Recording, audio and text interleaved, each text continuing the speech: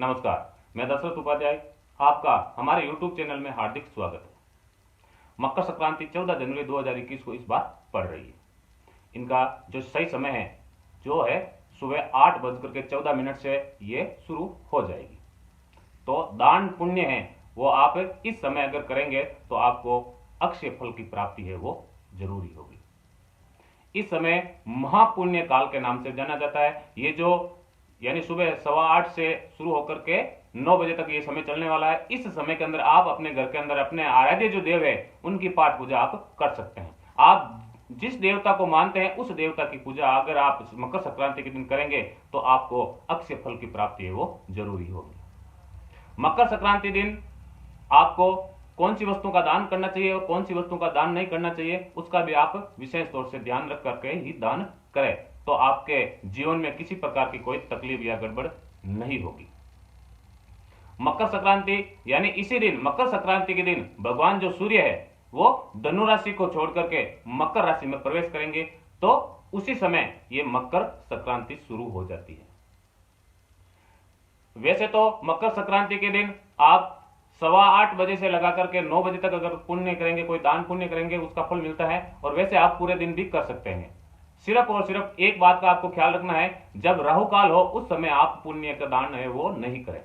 तो राहु काल का जो समय रहेगा वो दोपहर को 1:30 बजे से शुरू हो जाएगा, 1:30 से 2:15 बजे तक चलेगा। तो उस अवधि के दौरान आपको दान पुण्य नहीं करना है। बाकी पूरे दिन यानी सूर्य अस्त होगा तब तक आप पुण्य और दान पुण्य और भजन है वो इस प्रकार का आप कर सकते हैं। और इनके पीछे एक पौराणिक कथा है कि क्यों इस मकर संक्रांति के दिन तिल का दान दिया जाता है और तिल का क्या महत्व है, जिस कारण से ये मकर संक्रांति के दिन ही क्यों दिया जाता है। तो उसमें यह रहता है कि भगवान सूर्य है तो अपने पुत्र यानी शनि से मिलने के लिए जाते हैं, और शनि भगवान है वो मकर राशि में रहते हैं और कुंभ राशि में रहते हैं। इन दोनों का आराध्य पति है शनि भगवान, उनका मालिक है। तो जैसे ही ये मकर राशि में प्रवेश करते हैं तो वहां पर अपने शनि पुत्र से मिलने के लिए जाते हैं। तो शनि और जो सूर्य भगवान है उनके बीच में कहासुनी हो जाती है। और इनका सूर्य भगवान है, इनका एक पुत्र दूसरा भी है, वो है धर्मराज। तो धर्मराज है वो इनका पुत्र है और इधर ये शनि भगवान भी है। तो इन दोनों में कहासुनी हो जाती है, जिस कारण से सूर्य भगवान की कुदृष्टि है अपने पुत्र शनि पर पड़ जाती है, जिस कारण से उनका शरीर भी जल जाता है। और उनका जहां पर रहने का जो स्थान है, जहां पर वो कुंभ राशि में और मकर राशि में रहते थे, तो कुंभ राशि में जहां पर ये रहते थे वो स्थान इनका जल गया। और इनकी जो माता थी छाया, उनको भी कष्ट हुआ था। तो इस कारण से ये मकर संक्रांति के दिन जब दूसरी मकर संक्रांति आई, उस समय सूर्य भगवान अपने पुत्र से मिलने के लिए वापस गए। तब उस समय उनका जो कुंभ का जो राशि थी वहां पर जो इनका स्थान था वो तो जलकर राख हो गया था, खराब हो गया था। और मकर जो राशि थी उन पर भी उनका कुछ न कुछ असर पड़ा। फिर जैसे ही सूर्य भगवान आए तो उनके स्वागत के अंदर यानी पुत्र के द्वारा पिता का स्वागत करने के लिए उनके पास कुछ भी नहीं बचा था शेष।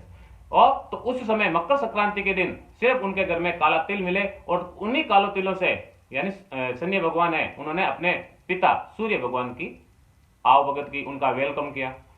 जिस कारण से सूर्य भगवान खुश होकर के अपने पुत्र को वरदान भी दिया कि आज के दिन यानी मकर संक्रांति के दिन जो भी जातक है, जो भी मनुष्य है, इस मकर संक्रांति के दिन अगर तिल का दान करेगा, तिल से संबंधित किसी वस्तु का अगर दान करेगा, तो उसको अक्षय फल की प्राप्ति है वो मैं दूंगा।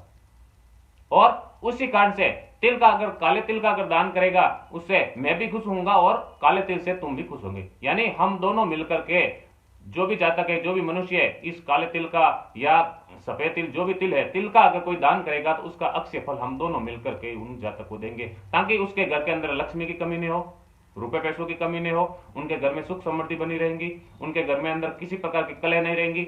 यानी इस प्रकार का खुशी का माहौल है। हम दोनों मिलकर के जो बांटेगा यानी जो दान देगा उनके घर में ऐसी स्थिति बना देंगे हम। तो उसके कारण से ही यानी तिल का दान है महत्व दिया जाता है मकर संक्रांति के दिन।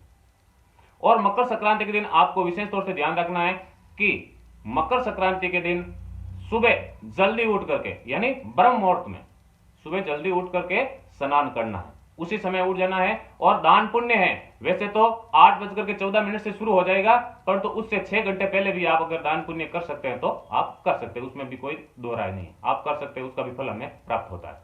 तो ब्रह्म मुहूर्त से भी अगर आप स्नान करके निवृत्त होकर के अगर आप दान पुण्य करेंगे तो उसका अक्षय फल आपको प्राप्त होगा, कई हजारों गुना फल आपको प्राप्त हो जाएगा। तो आपको सुबह ब्रह्म मुहूर्त में उठ करके ठंडे पानी से नहाना है, गर्म पानी से नहीं नहाना है, ठंडे पानी से नहाना है। और इसमें यह भी महत्व बताया गया है कि मकर संक्रांति के दिन जो भी नहाएगा बिना स्नान है वो कोई भी पाठ पूजा या दान नहीं देगा। अगर बिना स्नान किए दान पूजा करेगा तो उसको किसी प्रकार का फल प्राप्त नहीं होगा, बल्कि उनसे अलग उल्टा ही प्रभाव उसके घर में या उसके शरीर के ऊपर पड़ जाएगा। तो उस दिन मकर संक्रांति के दिन ब्रह्म मुहूर्त में उठ करके स्नान ठंडे पानी से करना है। और इसी दिन यह भी मान्यता बताई गई है कि जो तिल रहते तिल का उबटन इन अपने शरीर पर लेप करके बाद में स्नान करें तो उसका फल अच्छा मिलता है। अगर आप अपने शरीर के अंदर तिल का उबटन नहीं लगा सकते तो तिल के तेल की भी मालिश आप अगर पूरे शरीर पर लगा करके बाद में अगर स्नान करेंगे तो उसका फल है हमें प्राप्त हो सकता है। अगर ये दोनों भी नहीं हो तो आप है अपने जो पानी है, जो नहाने के लिए जो पानी लेते हैं, उस पानी के अंदर थोड़े से तिल डाल देंगे और फिर उस पानी से अगर आप नहाएंगे, स्नान करेंगे तो उससे भी आपको अक्षय फल की प्राप्ति है वो मिलेगी। तो ये विशेष तौर आपको ध्यान रखना है कि सुबह बहुत ब्रह्म मुहूर्त में उठना है, बिना स्नान नहीं रहना है, बिना स्नान दान पुण्य नहीं करना है। और जो आप स्नान कर रहे हैं उस पानी के अंदर है आप थोड़ा तिल डाल सकते हैं।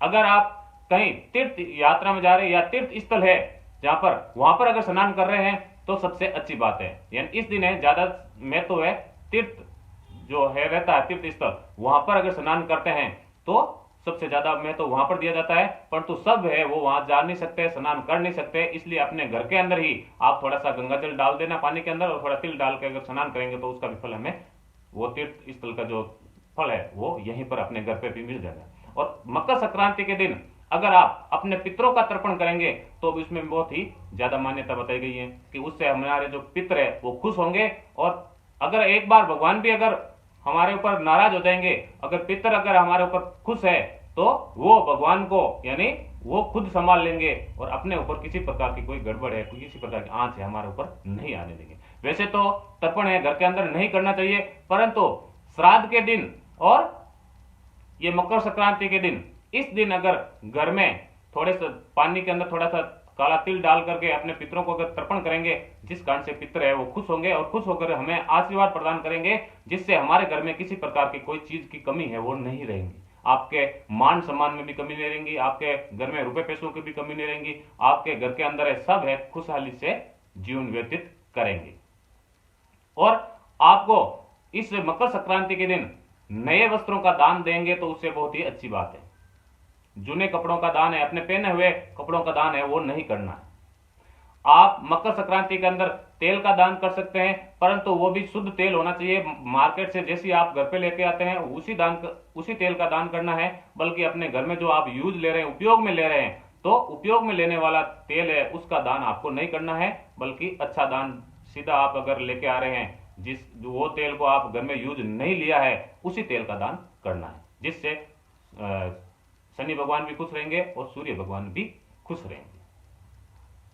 और आपको ये मौसम ठंडी का मौसम है और इसी ठंडी के सर्दी के मौसम के अंदर अगर आप कमल का दान करेंगे, जिससे किसी गरीब को या किसी जरूरतमंद को देंगे, तो उससे भी हमें अक्षय फल की प्राप्ति होती है। अगर आपके घर के अंदर कोई बीमारी है जो पीछे से चली आ रही है और वो बीमारी खत्म होने का नाम ही नहीं ले रही है, तो आप एक छोटा सा उपाय अगर इस मकर संक्रांति के दिन करेंगे तो उससे आपको अक्षय फल की प्राप्ति होगी और आपके घर के अंदर बीमारी है वो धीरे धीरे कटनी शुरू हो जाएंगी। उसमें आपको नमक का अगर आप दान करते हैं वो भी किसी जरूरतमंद को ही देना या किसी गरीब को देना। अगर जरूरतमंद या गरीब नहीं मिले तो किसी मंदिर के अंदर आप रख सकते हैं, जिस कारण से आपको आपके घर के अंदर है जो अच्छी स्थिति है वो बन जाएगी। इस मकर संक्रांति के दिन आप अगर तिल के साथ में जौ का आटा, दोनों को तिल और जौ के आटे दोनों मिलाकर के अगर उसकी छोटी छोटी गोलियां बनाकर अगर आप किसी मछलियों को खिलाएंगे तो आपके घर के अंदर है कभी भी दरिद्रता है वो नहीं आएंगी।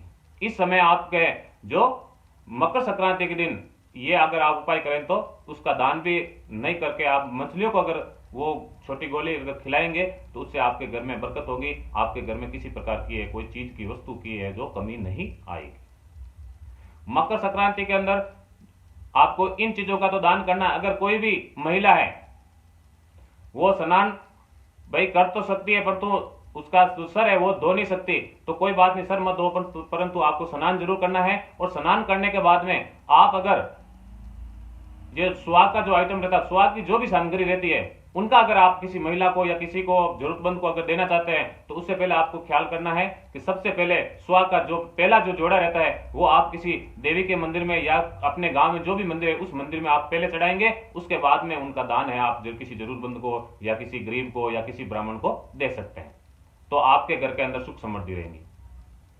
तो ये चीजें थी जो आप दान के रूप में दान कर सकते हैं मकर संक्रांति के दिन। पर तो सबसे ज्यादा महत्व है वो तिल को दिया गया है, और तिल से संबंधित आप तिल के लड्डू बना सकते हैं, तिल की जो पापड़ी रहती है वो बना सकते हैं, यानी तिल की जो रेवड़ी रहती है वो बना सकते हैं। इसके कारण से उन चीजों का अगर दान देंगे तो उससे फल है आपको सबसे ज्यादा मिलता है। इसके अलावा आप जो दान नहीं देना है उसमें से एक तो नुकीली चीज का दान आप कभी मत देना, जैसे चाकू है, सुई है, इस प्रकार की जो वस्तु है उनका दान आप नहीं दे तो सबसे अच्छा है। इससे क्या रहता है अपने घर के अंदर नकारात्मक ऊर्जा है वो आना शुरू हो जाती है। और दूसरे नंबर में आप जूने कपड़े हैं किसी को जरूरतमंद को या किसी को ही ना दे तो सबसे अच्छी बात है। अपने एक ही बार अगर पहन लिया आपने, अगर 5 मिनट के लिए अगर कोई कपड़ा पहन लिया और वो कपड़ा आप किसी जरूरतमंद को या किसी गरीब को देंगे तो उसका फल आपको नहीं मिलकर उसका उल्टा प्रभाव मिलेगा। तो ये दो चीजों को ध्यान रखना है। और तीसरे नंबर में आपके घर का जो यूज लेने वाला तेल है उसका दान आप नहीं करेंगे तो सबसे अच्छी बात है, और करना भी नहीं चाहिए। और चौथे नंबर में आता है झाड़ू। झाड़ू का दान आप नहीं करना, मकर संक्रांति के अंदर झाड़ू का दान है वो आप नहीं कर सकते। और वैसे तो झाड़ू का दान किया ही नहीं जाता है, कभी भी नहीं करना चाहिए, किसी भी समय नहीं करना चाहिए। पर तो मकर संक्रांति में अगर आप ऐसे बोलते हैं भाई ये झाड़ू है नया है और मैं उसको दे दूं, ये मेरे पीढ़ी है उसको दे दूं, तो इस प्रकार का आप यह दान नहीं करें। यानी मकर संक्रांति के अंदर झाड़ू का दान भी आप नहीं करना चाहिए। तो इस प्रकार ये जो चीजें थी जो मैंने आपको बता दिया कि इन चीजों का आप दान करें और इन चीजों का दान नहीं करें। और इसमें मकर संक्रांति के अंदर सबसे ज्यादा तिल को महत्व दिया गया है, और दूसरे नंबर खिचड़ी को, यानी मूंग की अगर आप खिचड़ी बना करके खाते हैं, आप सबके परिवार वाले तो भी खाएंगे तो उनका भी फल प्राप्त होगा। और किसी को अगर खिचड़ी बना करके किसी को दान में देंगे तो उसका भी फल अक्षय फल प्राप्त होगा। आपके घर के अंदर किसी प्रकार अन्न धन की है जो कमी नहीं आएंगी। अगर आप खिचड़ी खाएंगे, पूरे घर वाले खाएंगे और खिचड़ी का अगर किसी को दान भी देंगे तो आपके घर के अंदर है पैसों की तंगी है वो कभी नहीं आएंगी।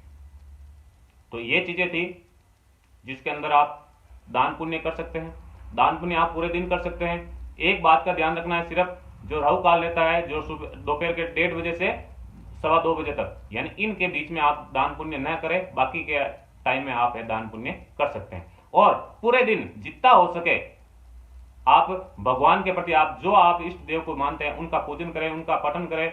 और अगर कोई माता का भक्त है तो वो सप्तशती का पाठ कर सकता है, दुर्गा सप्तशती का।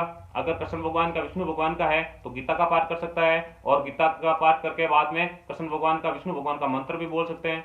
और जो शिव शंकर का भोलेनाथ का अगर कोई भी भक्त है तो उनका पाठ कर सकते हैं और उनकी पूजा कर सकते हैं। आप जिस आराध्य को मानते हैं उनकी पूजा आप कर सकते हैं। और जितना आप पूजा करेंगे, जितना आप भजन करेंगे, जितना आप कीर्तन करेंगे, जितनी आप सेवा करेंगे भगवान की, और तो उतना ही ज्यादा अक्षय फल प्राप्त होता है। वो सब देवता है आप पर खुशी होंगे और खुशी होकर आपके ऊपर है मेहर करेंगे, मेहरबानी करेंगे, जिसके कारण से आपके घर में किसी प्रकार की कोई कमी नहीं आएगी।